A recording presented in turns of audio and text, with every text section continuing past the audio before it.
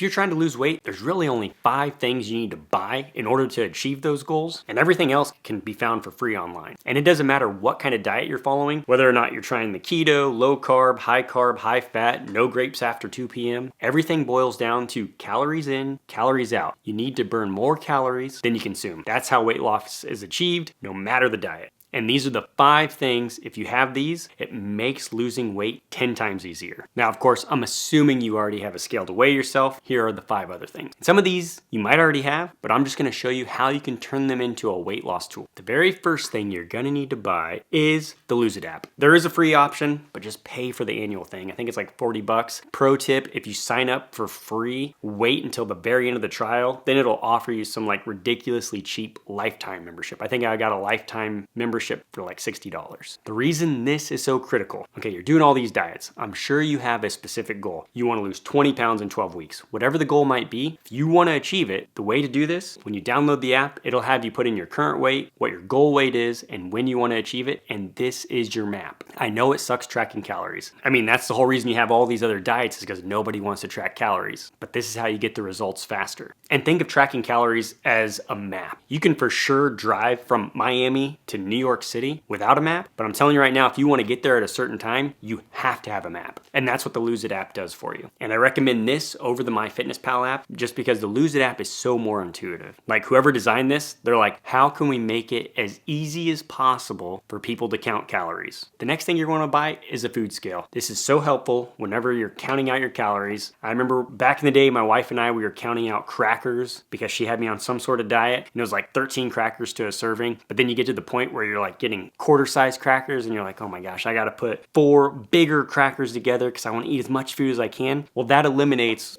throwing away bags of chips because you only have a few crumbs left. You can actually weigh out everything. Also, this helps with a consistency thing. If you're measuring out everything, whether or not it's a teaspoon for a serving size or a cup for a serving size, how much you pour in or dump in varies wildly. How big's the heap of flour? How big is the heap of whatever it is you're doing? The scale will give you a more accurate number. So think of the Lose It app as your map and the scale as your compass. I just made that up, but I think it's pretty clever. The next thing you're gonna wanna purchase is a body tape measure. I'm sure you've been in a situation where you've tried to lose weight, you jump on the scale and it hasn't changed from last week and you're like, son of a gun. Actually getting measurements, you can be like, okay, my weight hasn't changed, but my waist has shrunk. All right, that sounds great because your body could be gaining muscle and losing fat if you're doing some sort of strength training exercise that you weren't doing previously. The other reason you want to have a tape measure is because it'll tell you when plateaus happen. Let's say for 2 weeks solid, you get the same scale weight and you get the same measurements. Well, now you know you've hit a plateau and it's time to reduce your calories. So I guess in a way it's another compass. The metaphor continues. Okay, now these are things you probably already have. You're gonna need a step counter. You can use your smartwatch or you can use your phone. Measuring your steps is basically like the fire to your metabolism. It's the everyday movements that actually burn the majority of your calories throughout the day.